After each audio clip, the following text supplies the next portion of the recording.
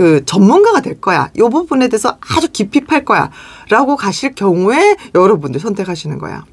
이후에 내가 아동과 관련해서 후학들을 가르치고 요거에 가서 완전히 난 전문가 될 거야 라고 할 때 여러분들이 청소년 상담학과 전공하시고 아동 전공하시고 뭐 학교 전공하시고 요 부분에서만 내가 요거만 할 거야 라고 생각이 들 때 요걸 전공하시는 거예요. 요거만 할 거야 라고 할 때 우리가 한치 앞도 모르잖아요. 그죠? 나이가 든단 말이에요. 여러분들 어리면 아동 청소년학 전공해도 돼요. 엄마들도 아동 청소년학 젊은 분들한테 맡기는 거 주저하지 않아요. 나름대로 이 선생님이 그래도 경력이 없더라도 우리 아이랑 소통이 잘 될 거라는 암묵적인 그 믿음이 있단 말이야. 근데 나이가 들잖아요.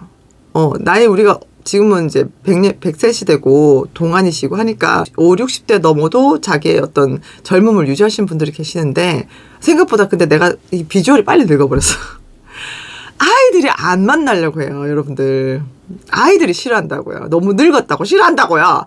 근데 좀 만나서 얘기를 해보면 사실은 그 상담이라는 거는 나이와 상관없어요. 정말 젊은데도 말이 안 통하는 그 꼰대 같은 마인드에 말이 안 통하는 젊은 나이를 막론하고 안 통하잖아요. 근데 아이들이 어른하고 대화했을 때 그 상담사가 아주 노련해서 그냥 공감해주고 하면 이 정서적으로 어떤 심리적으로 친구 어떤 동질성을 느끼기 때문에 나이와 상관없이 아이들은 만나요. 근데 그런 전문성이 있으면 참 좋은데 우선 그런 인식부터를 좀 이제 깨는 그 난관이 올 때가 있다고요. 나이가 들면. 어린 친구들은 물론 경력이 없으니까 이제 40이나 그 중년 이상 되신 분들이 노인분들이 안 만나려고 꺼려하려고 하시는 분들이 계시죠. 이제 전문성이 떨어지니까. 근데 청소년 아동은 이런 게 있다는 거야. 나이가 들수록 아이들과 엄마들이 싫어하는 거예요. 그러니까 아이들은 그나마 괜찮은 말통하면 오려고 해요. 근데 엄마들이 좀 이게 잘못된 거. 그러니까 예전에 바우처 어떤 사업 때문에 바우처 사업 때문에 이 놀이치료랑 이런 인식이 되게 이상하게 됐어요.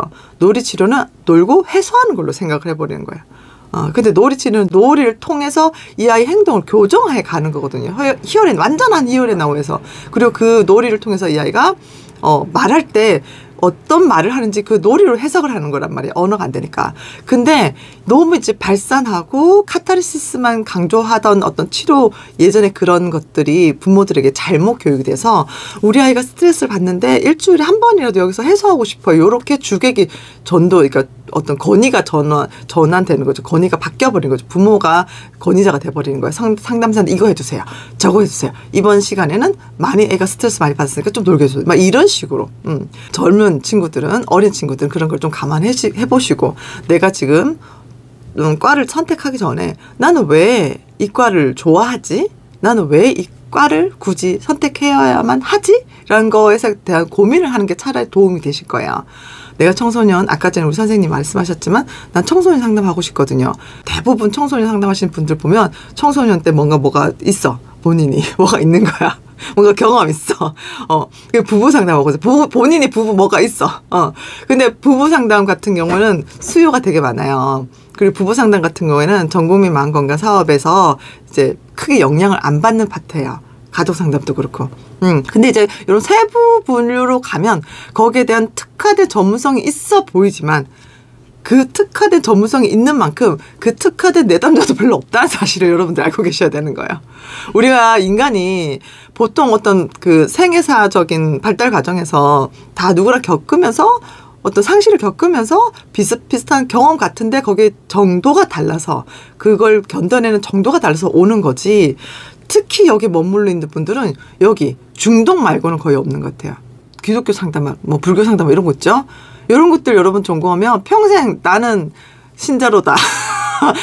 종교 상담 나는 신자로다. 이걸 고백. 하나님과 내 사이인 거니까. 하나님과 나의 사이에서 나는 주의 종입니다. 라는 거지. 여러 필드랑 아무 상관없어요. 여러분 기독교 상담하고 전공하시고 가면 기독교 교회 쪽에 가시는 게 아니 선교단체 이런 데 가셔야 좀 그나마 인정받으시고 교회 뭐 목회자들 아니면 그 신학 신학 그 대학교 이런 데 가셔야 되는 거지. 필드에서는 요거만 전공하신 분들은 또 요걸 또 찾아온 분들도 계시지만 굳이 그럴 거면 할 필요 없다는 거예요. 굳이 기독교 상담을 전공할 필요 없이 그냥 본인이 기독교, 예를 들어 기독교 상담이 많기 때문에 제가 기독교를 얘기하는 거예요. 그냥 기독교 전공하시고 기독교인이 되시면 돼요. 근데 이렇게 굳이 가서 한다는 거는 학문을 여러분들 공부하는 거기 때문에 신앙과 별개로 보셔야 돼요. 그리고 여러분들이 불자로서 어떤 불교 심리학, 불교 상담을 전공한다는 거는 불교가 너무 좋아서 그 불교에서 말하는 상담학이 뭔지 배우는 거지 필드에서 돈 버는 거랑 정말 오히려 방해가 될 수 있어. 이 업계는 학벌을 논해서는 안 돼요. 어떤 뭐 서울대 나왔다, 고려대 나왔다, 연세대 나왔다. 이거는 정말 여러분들 진짜 안 봅니다. 뭐 진짜 뭐 아무것도 없어. 근데 이 사람 성실성을 보기 위해서 학력을 볼 수 있어요. 학벌을 볼 수 있어요. 근데 여러분들이 다른 어떤 꾸준함을 설명하면 돼요. 난 이 기관에서 이렇게 오래 일했어. 난 이 자격증을 따기 위해서 이렇게 노력했어. 이거만 여러분들 이력서에 보여주면 여러분들 학벌을 이 업계는 그렇게 중요하게 보는 데가 아니에요. 내담자들도 이상해요. 저희 같은 경우도 사례 배정이 정말 안 돼요. 그래서 가격을 확 낮췄어요. 확 낮춰도 잘 안 돼요. 일반 내담자들 잘 안 들어가요. 그러니까 일반 내담자들도 그렇게 높은 학력, 학벌 이거를 추구하지 않는다는 거예요. 우선 상담사라고 하면 내담자들은 따뜻함을 떠올리기 때문에 학벌을 떠올리지 않는다는 거예요. 그래서 소문 듣고 오는 거죠. 이 선생님 너무 따뜻해. 이 선생님 좋아. 그래서 입소문이 중요하다는 거예요. 그래서 여러분 제가 영상에서 말했듯이 유능한 보혈하는 이유가 그거예요. 내담자를 대부분 소개로 오고 저 선생님 좋아요라고 그렇게 말해서 오는 거지. 여러분들이 제가 앞서 말한 것도 있고 어떤 학과나 이런 것들도 있고 다 그런 선택을 한 거에 있어서 어쨌든 좋은 상담사를 처음에 되고 싶어 했고 그죠. 전 좋은 상담사가 여러분 되기를 추구하라고 제가 말씀을 눈에 드려요. 눈에 들으는데 이런 부분 때문에 결국 내가 돈을 벌 수 있을까 없을까, 상담사로서 기능이 될 수 있을까 없을까 이런 고민 때문에 결국은 저의 영상까지 보고 이런 특강도 참여하시는 거잖아요. 제가 1번, 2번, 3번 영상에서도 여러분들께 하고 싶은 말은 기본을 잘 다져놓으면 상담 실력은 향상이 될 수밖에 없고, 그리고 내담자들도 여러분들이 내담자들을 맞을 수 있는 시간적 한계가 있기 때문에 조바심 가지지 않아도 실력이 누적되면 그건 시간 가면 자동으로 채워지는 부분이기 때문에 너무 두려워하지 말라고. 그래서 그거 두려워하지 마시고 여러분들 마땅히 쏟아야 될 돈, 교육 분석 받고 스터디하고 슈퍼비전 받고 하는 거를 계속 주기적으로 재투자를 하라는 거예요. 그러면 자기가 성장하거든요. 그럼 자기 삶이 성장을 해요. 전 정말 제 삶이 정말 많이 성장했거든요. 그러면 어떻게 되냐면 상담에 아주 예리하게 들어가요.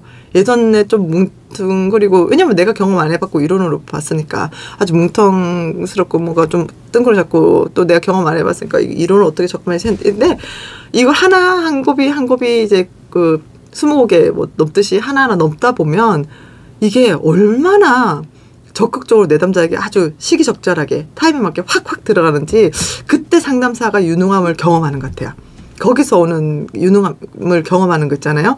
스스로 지금 굉장히 내가 잘 접근되고 있어 이런 느낌이 확 올 때가 있단 말이야. 그러면 그때 상담사는 자존감이 올라가요. 상담사로서 자신감이 생기는 거죠. 근데 이게 안 되면 여러분 상담하면서 번아웃이 오거든요.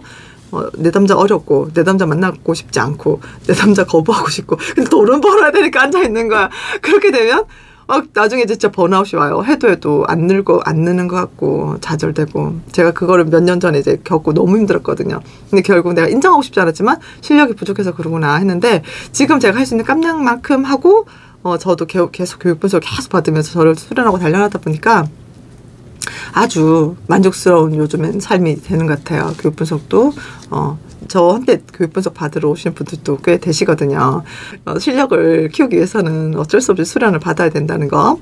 자, 그러면 우리가 한 5분 쉬고 30분 만나서 1시간 동안 이런저런 질문 받는 시간 가질게요.